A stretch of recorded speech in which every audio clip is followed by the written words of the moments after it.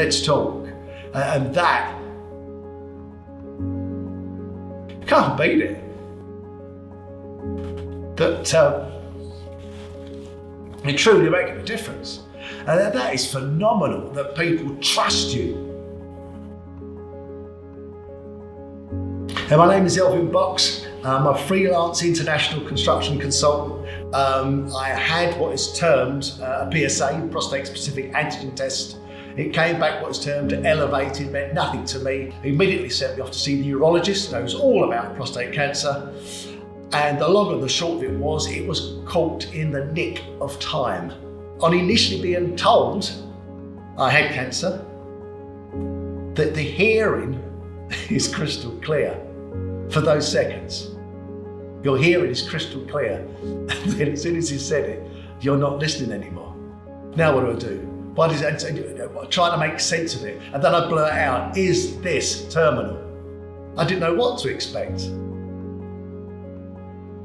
I did get good news. A week later, my wife and I were told it's the first time I got some really good news after 5 months. It's still within the prostate.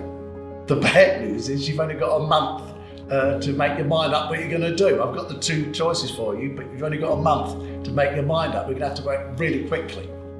And that was the really difficult bit. That was the difficult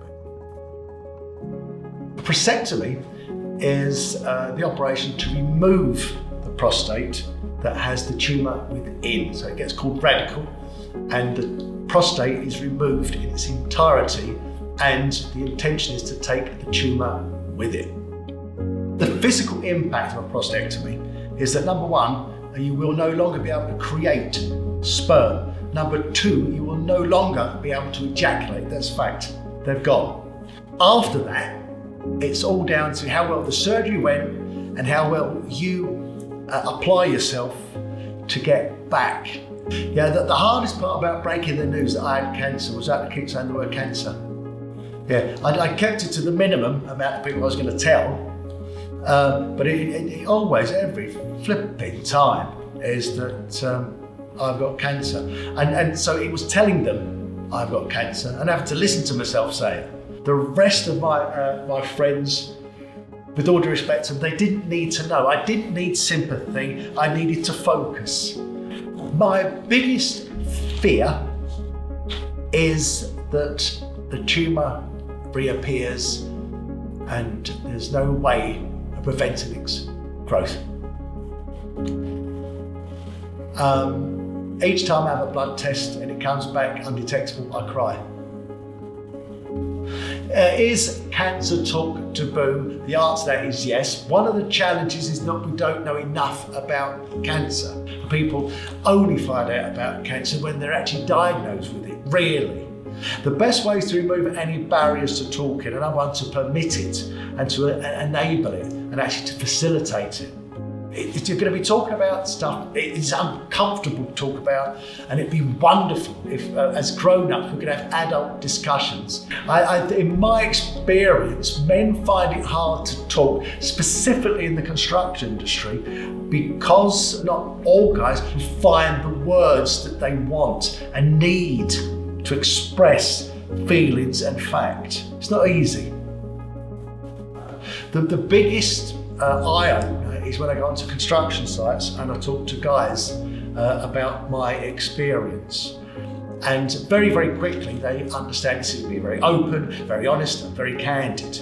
And so that means that during the conversations we have and during the presentations, they'll start openly talk to me. And at the end, they'll talk to me openly, and even more so if they'll come up to me when they've been diagnosed with prostate cancer, as has happened, and seek my support and help. Yeah, the work I do now in the community is formal with the likes of Macmillan. Informally gives me my greatest joy and pleasure is that informally people ask me to go and talk to guys on construction sites, and it is amazing when you get a guy phone you up and he said, listen, a guy called so-and-so told me to ring you. I said, I don't know, who is he? He said, he saw you at one of your talks and you gave out the phone number. I said, that's brilliant. I don't remember him, but he did the right thing. He gave you my phone number. Let's talk. And that Can't beat it. That you're truly making a difference. And that is phenomenal, that people trust you. Yeah, Macmillan were brilliant in helping me on my journey, because one of the things that was the strongest thing was asking me to speak at their annual conference, and asking me to be open and honest and extraordinarily candid, which I was, and it was a wonderful experience to have acceptance and gratitude in such abundance. So all the things that Macmillan helped was on that occasion, and on several other occasions they've asked me, please can you give us your words, which is phenomenal. Their resource online was phenomenal, absolutely brilliant. Their online resource and their approach to try to do the right thing was always brilliant. My current condition is quite phenomenal. I would say it's sort of like a resurrection. I'm stronger than I have been for the last 20 years, definitely healthier than I've been for the last 20 years.